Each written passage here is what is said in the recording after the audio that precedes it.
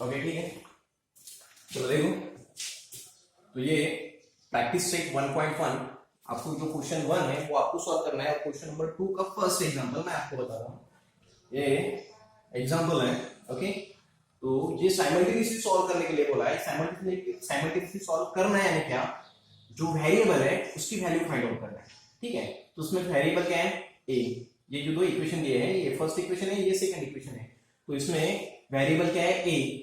इधर कौन सा है, बी। इस इक्वेशन में ए वेरिएबल और क्या है, बी।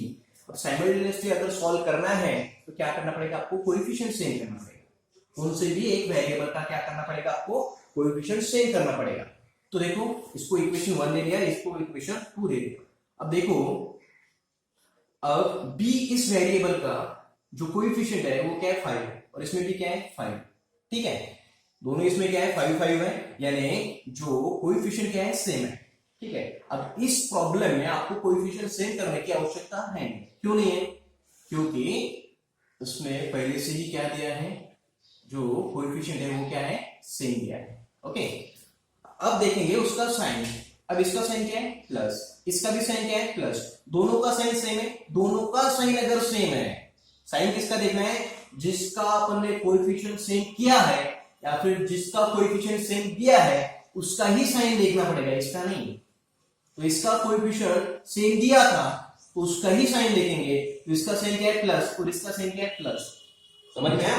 तो दोनों का साइन अगर सेम है तो क्या करेंगे, सब्ट्रैक्शन। वो उल्टा है, plus plus minus minus plus, क्या है वो उल्टा है। तो इसमें देखो, इसमें याद रखना है, साइमल्टेनियस इक्वेशन अगर सॉल्व करेंगे तो इसमें एक ध्यान देना है, दोनों का साइन अगर सेम है, दोनों का साइन अगर सेम है, बराबर है, जिसका इसका और इसका कोएफिशिएंट सेम है ना, और उसके साइन देखना है, साइन सेम है। साइन अगर सेम है तो क्या करना पड़ेगा, सब्ट्रैक्शन। अब आप इक्वेशन 1 में से इक्वेशन 2 सब्ट्रैक्ट करो, ऐसा करो, इक्वेशन 1 में से इक्वेशन 2 सब्ट्रैक्ट करो, या फिर इक्वेशन 2 में से इक्वेशन 1 सब्ट्रैक्ट करो, आंसर सेम आएगा। तो अपन क्या करते हैं, इक्वेशन 1 में से इक्वेशन 2 सब्ट्रैक्ट करते हैं, ऐसा भी कर सकते हैं। इक्वेशन 1 में से इक्वेशन 2 सब्ट्रैक्ट करते हैं। तो इक्वेशन 1 क्या है, 3a plus 5b is equal to 26। 9th में y है, चैप्टर नंबर 5 पार्ट 1, वो थोड़ा सा देख लेना है। a plus 5b is equal to 22, ठीक है। तो सब्ट्रैक्शन करना है। देखो सब्ट्रैक्शन किया, क्यों सब्ट्रैक्शन किया पता है, क्योंकि जिसका कोएफिशिएंट सेम दिया था या फिर जिसका कोएफिशिएंट सेम है उसके ही साइन देखना है। तो दोनों के साइन अगर सेम है तो क्या करेंगे, सब्ट्रैक्शन उल्टा है। दोनों के साइन अगर सेम है तो सब्ट्रैक्शन, तो सब्ट्रैक्ट किया अपन ने। इक्वेशन 1 में से इक्वेशन 2 सब्ट्रैक्ट कर सकते हैं, इक्वेशन 2 में से इक्वेशन 1 सब्ट्रैक्ट कर सकते हैं, आपकी मर्जी, ठीक है। तो सब्ट्रैक्ट किया, इक्वेशन 1 में से इक्वेशन 2 सब्ट्रैक्ट किया, तो सब्ट्रैक्ट करने से क्या होता है, जिसके भी साइन सब चेंज होंगे। इसका साइन क्या है, कुछ नहीं है, क्या है, प्लस। तो इसका क्या होगा, माइनस। इसका प्लस है तो क्या होगा, इसका माइनस, बराबर है। इसका प्लस है तो इसका क्या होगा, माइनस। अब देखो इसका साइन क्या है, माइनस। अब ये 5b का साइन क्या है, माइनस, प्लस नहीं है, क्या है उसका साइन, माइनस। चेंज हुआ है, क्यों चेंज हुआ है, सब्ट्रैक्ट किया है। इसका साइन कुछ नहीं था यानी प्लस था, तो क्या हुआ, माइनस। समझ में आया। अब 3a में से एक a गया, बराबर है, 3a में से एक गया, तो कितने a बचते हैं, 2a। समझ में आया क्या, 3 में से 1 2 3, 3a में से एक a सब्ट्रैक्ट कर दिया तो कितने बचते हैं, 2a। समझ में आया क्या, बराबर है। 5b में से क्या है, 5, इसका क्या है, 5 माइनस क्या है, और इसका साइन क्या है, माइनस। 5 माइनस 5 क्या होगा, 0। समझ में आया क्या, तो ये क्या कर सकते हैं अपन, कैंसिल। समझ में आया, ओके। अब 26 में से 22 गया, कितना बचता है, कितना बचता है, 4, करेक्ट, यानी देयरफॉर। ये समझ में आया क्या, ये समझ में आया क्या, 3a में से एक गया, यानी देखो 3a के 1 2 3 एक गया, कितने बचते हैं, 2 ही, बराबर है। अब ये 5b में से माइनस 5b गया, 5 माइनस 5 कितना होता है, 0, यानी कैंसिल कर सकते हैं उसको, ठीक है। तो क्या हुआ, therefore 2a is equal to 4। तो a इज इक्वल टू 4, ये मल्टीप्लाई में इधर आके क्या होगा, डिवाइड। समझ में आया ना, पता है ना। अगर मल्टी, इसके यहाँ पे कुछ साइन नहीं रहता है, यानी क्या रहता है, यहाँ पे मल्टीप्लाई का साइन रहता है, बराबर है। कांस्टेंट और वेरिएबल अगर ऐसे है तो इसके बीच में क्या रहता है, मल्टीप्लाई का साइन रहता है। और अगर ये 2 इधर गया यानी मल्टीप्लाई में है, उधर जाके क्या होगा, डिवाइड में जाएगा, ऊपर है तो नीचे जाएगा। तो कितना होता है 2 1 जा 2 2 जा, यानी कितना होता है 2। देखो 2/1, 2/1 इसको ही कैसे लिख सकते हैं 2। समझ में आया क्या? 2/1 यानी क्या 2। याद रखना है 2/1 को 2 लिख सकते हैं, लेकिन 1/2 को 2 नहीं लिख सकते, ये रॉन्ग है। ठीक है, तो 2/1 है इसको 2 लिख सकते हैं। तो a की वैल्यू क्या आ गई 2। समझ में आया? a की वैल्यू क्या आ गई अपनी 2 आ गई। ठीक है, अब क्या करेंगे, पुट करेंगे। Put a is equal to 2 in equation 1। ऐसा कुछ जरूरी नहीं है इक्वेशन 1 में ही पुट करना है, इक्वेशन 2 में भी आप पुट कर सकते हैं, आंसर सेम आएगा। आपकी मर्जी, इक्वेशन 1 में पुट करो या इक्वेशन 2 में पुट करो, आंसर सेम आएगा, आपकी मर्जी। ठीक है, तो मेरी मर्जी, तो मैंने इक्वेशन 1 में पुट कर दिया। तो इक्वेशन 1 क्या है 3a plus 5b is equal to 26। याद रखना मेरा 6 और b लगभग सेम है। ठीक है, तो a इज इक्वल टू क्या पुट करना है 2। तो कहां पे है ये, यहां पे। मैंने अभी भी बताया था कांस्टेंट और वेरिएबल इसके बीच में क्या रहता है, मल्टीप्लाई का साइन, अभी बताया था। यानी 3 मल्टीप्लाई और एक ही जगह क्या रखना है 2 रखना है। समझ में आया क्या? नहीं तो लिख देंगे वहां पे 32, सर ने बताया एक ही जगह 2 रखना है, तो ये हो गया 3, और सर ने तो बताया एक ही जगह 2 रखना है, तो ये हो गया 2। 32 नहीं 3। अभी बताया मैंने कांस्टेंट और वेरिएबल इसके बीच में मल्टीप्लाई का साइन रहता है, दिखता नहीं है लेकिन रहता है। यानी अब एक ही जगह क्या पुट कर दिया 2 plus 5b is equal to 26। समझ में आया? 3 into 2 कितना होता है 6 plus 5b is equal to 26। तो क्या आएगा, अब देखो, अब किसकी वैल्यू निकालना है आपको, b की निकालना है, ये 6 है, याद रखना। अब b की वैल्यू निकालना है, अब b की वैल्यू अगर निकालना है तो वो अकेला रखना पड़ेगा, जिसके पास b है वो उधर फेंक दो। 5b is equal to 26 minus 6। देखो यहाँ पे कुछ भी साइन देखो इधर नहीं है, इसका 6 का साइन ये नहीं है, इधर है। अब यहाँ पे कुछ नहीं है, यानी क्या है प्लस, हमेशा साइन आगे रहता है। ये है इसका साइन क्या है, कुछ नहीं है प्लस। अब ये उधर लेके जाएंगे तो प्लस है, उधर लेके जाएंगे तो क्या होगा माइनस। क्यों लेके गए, क्योंकि अपने को b की वैल्यू निकालना है। और 6 से क्यों लेके गए, क्योंकि इसके पास b नहीं है। समझ में आया क्या? तो क्या होगा 5b is equal to 26 minus 6 कितना होता है 20 होता है। ओके, तो b इज इक्वल टू, अब देखो b की वैल्यू निकालना है, ये अकेला रखना पड़ेगा। अब इसके बीच में मल्टीप्लाई का साइन रहता है, ये 5 मल्टीप्लाई में, अब ये उधर जाके क्या होगा डिवाइड। क्यों लेके गए, क्योंकि b की वैल्यू निकालना है, और b की वैल्यू तभी निकाल सकते वो अकेला रखना पड़ेगा। ठीक है, तो कितना आता है 5 1 जा 5 4 जा, याद रखना है 4/1, यानी b इज इक्वल टू कितना हुआ, क्या लिख सकते हैं इसको 4 लिख सकते हैं। अभी बताया, देखो अगर 2/1 है तो 2 लिख सकते हैं, बराबर है, लेकिन 1/2 है तो उसको 2 नहीं लिख सकते। यहाँ पे 4/1 है, अगर नीचे 1 है तो आप 4 लिख सकते हैं। समझ में आया क्या? तो क्या हुआ, सॉल्यूशन क्या हुआ, तो वेरिएबल क्या है, solve the following simultaneous equation. Okay ठीक है, तो सॉल्यूशन क्या हुआ, कौन से वेरिएबल थे, a और b is equal to, a की वैल्यू क्या आ गई बेटा 2, और देखो पहले a है तो a की वैल्यू, और b की वैल्यू क्या आ गई बेटा 4 इज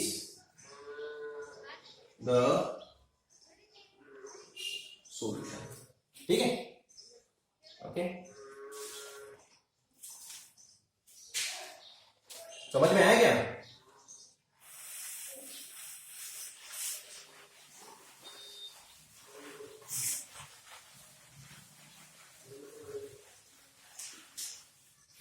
नेक्स्ट प्रॉब्लम देखेंगे, problem number 2। Problem number second क्या है, x plus 7y is equal to 10 3x minus 2y is equal to 7। ठीक है, तो उसमें भी क्या करना है आपको, x और y की वैल्यू फाइंड आउट करना है। किसकी वैल्यू फाइंड आउट करना है, x और y की। देखो इधर पहले x है तो इधर भी पहले x ही चाहिए, इधर y है तो उधर भी y चाहिए, और इक्वल करके क्या चाहिए, कांस्टेंट। ये बात याद रखना है, ये y आप आगे भी ले सकते हैं पीछे भी ले सकते हैं, कोई प्रॉब्लम नहीं। उसमें भी a और b था पहले प्रॉब्लम में, कोई प्रॉब्लम नहीं है। लेकिन अगर इधर x पहला है तो इधर भी x पहला होना चाहिए, अगर y सेकंड में है तो इधर भी y क्या चाहिए, सेकंड में चाहिए। और याद रखना है इक्वल करके क्या चाहिए, कांस्टेंट। फॉर्मूला है अपने पास स्टैंडर्ड फॉर्मूला, इक्वल करके क्या है, कांस्टेंट। ठीक है, तो इसमें x और y की वैल्यू फाइंड आउट करना है। ठीक है, solution x plus 7y is equal to 10, इसको इक्वेशन 1 देंगे, स्टैंडर्ड फॉर्म में है ही, first variable plus second variable equal करके कांस्टेंट चाहिए, तो स्टैंडर्ड फॉर्म में है first variable plus second variable और इक्वल करके क्या चाहिए, कांस्टेंट।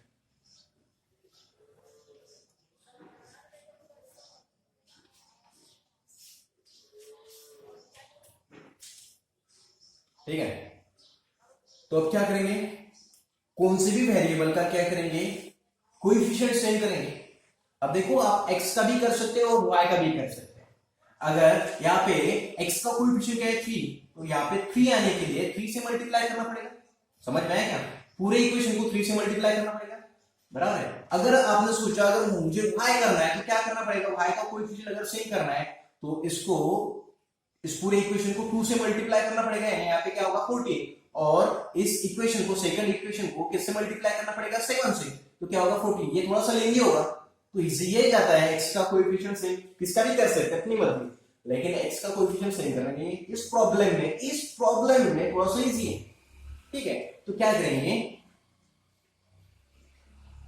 इक्वेशन 1 को मल्टीप्लाई करेंगे, किससे मल्टीप्लाई करेंगे, 3 से। क्यों 3 से मल्टीप्लाई, क्योंकि यहाँ पे क्या है, इसका कोएफिशिएंट क्या है, इसमें सेकंड इक्वेशन में x का कोएफिशिएंट क्या है 3, तो यहाँ पे भी 3 आना चाहिए ना, यहाँ पे कुछ नहीं आने क्या रहता है 1। समझ में आया क्या, तो यहाँ पे 3 आने के लिए किससे मल्टीप्लाई करना पड़ेगा, 3 से। और याद रखना है पूरी इक्वेशन को 3 से मल्टीप्लाई करना है। ठीक है, या तो सिर्फ इस यहीं पे 3 लिखते हैं और प्रॉब्लम गलत हो जाता है, तो पूरे इक्वेशन को क्या करना है, 3 से मल्टीप्लाई करना है। तो इसको 3 से मल्टीप्लाई किया तो कितना होगा, 3x क्यों आएगा 3, या फिर कुछ नहीं आने मन रहते ये, ओके, प्लस इसको 3 से अगर मल्टीप्लाई किया तो 3 इंटू 7 कितना होता है,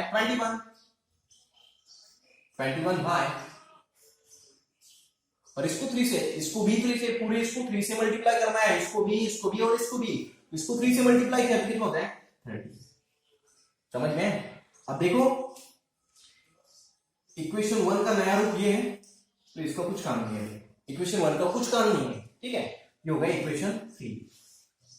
अब देखो इक्वेशन 2 का x का कोएफिशिएंट और इक्वेशन 3 का x का कोएफिशिएंट ये सेम है, इक्वेशन 1 का अभी कुछ काम नहीं है। क्यों काम नहीं है, क्योंकि इसका नया रूप लिया ना हमने, बराबर है, इक्वेशन 1 का कुछ काम नहीं है। अब क्या करेंगे, साइमल्टेनियस इक्वेशन अगर सॉल्व करना है तो सबसे फर्स्ट स्टेप क्या है, कोएफिशिएंट सेम करना है, बराबर है, तो कोएफिशिएंट सेम कर दिया। अब क्या करना है, सेकंड स्टेप, जिसका कोएफिशिएंट सेम किया है उसके साइन देखना है, तो इसका साइन क्या है, कुछ नहीं है प्लस, इसका साइन क्या है, कुछ नहीं है प्लस। अगर दोनों के साइन अगर सेम है, मैंने क्या बोला है, अगर दोनों के साइन अगर सेम है, दोनों के साइन अगर सेम है तो क्या करना पड़ेगा, सब्ट्रैक्शन। तो इसका है प्लस और इसका भी साइन क्या है, प्लस, आगे रहता है साइन, पीछे नहीं, आगे रहता है साइन, कुछ नहीं है प्लस, इसका साइन आगे रहेगा, इसका साइन आगे रहेगा, दोनों का साइन क्या है, सेम। मैंने प्लस और माइनस बोला है क्या, नहीं, दोनों का साइन क्या है, सेम, इसका भी साइन प्लस है, इसका भी साइन क्या है, प्लस, कुछ नहीं है प्लस रहता है, दोनों का साइन अगर सेम है तो क्या करेंगे, सब्ट्रैक्शन। तो 2 में से 3 निकालेंगे या 3 में से 2 निकालेंगे, आपकी मर्जी। तो मैं क्या करता, इक्वेशन 2 माइनस इक्वेशन 3, ये आपकी मर्जी, इक्वेशन 2 माइनस इक्वेशन 3 कर सकते हैं या 3 में से 2 सब्ट्रैक्ट कर सकते हैं, आपकी मर्जी। तो ठीक है, इक्वेशन 2 क्या है, 3x minus 2y is equal to 7, और equation 3 3x plus 21y is equal to 30। ठीक है, अब देखो सब्ट्रैक्शन किया है, मैंने बोला था सब्ट्रैक्शन किया है, तो जो सेकंड वाला है, ये सेकंड वाला है ना, बराबर है, सेकंड वाला है जो नीचे वाले हैं उसके सब साइन चेंज होंगे, पहले वाले के नहीं, जो नीचे वाले हैं उसके सब साइन चेंज होंगे, बराबर है। ये नीचे वाले इसका साइन क्या है प्लस, तो क्या होगा इसका माइनस, इसका प्लस है तो क्या होगा माइनस, इसका प्लस है तो क्या होगा माइनस, तो नीचे वाले हैं उसके ही साइन चेंज होंगे, बराबर है। 3 में से 3 है 0 लेता है कट, बराबर है। -2 -21 क्या होता है देखो, -2, अब इसका साइन देखो प्लस नहीं है, क्या है -21। अब दोनों का साइन सेम है तो एडिशन होती है, कितना होता है -23। समझ में आया क्या, दोनों का साइन सेम है, ये पता है। अगर ऑफलाइन अगर रहता तो वो बता, अभी टाइम करना है, जल्दी जल्दी करना है, ठीक है। 23, अब y है तो क्या आएगा, y इज इक्वल टू, अब देखो 7 और इसका साइन क्या है -30, दोनों का साइन अगर अलग अलग है तो क्या करना पड़ता है सब्ट्रैक्शन, तो सब्ट्रैक्शन कितना आता है 23, और बड़ी इसका साइन, तो बड़ा कौन है 30, उसका साइन क्या है माइनस, तो क्या आएगा -23। समझ में आया, ओके।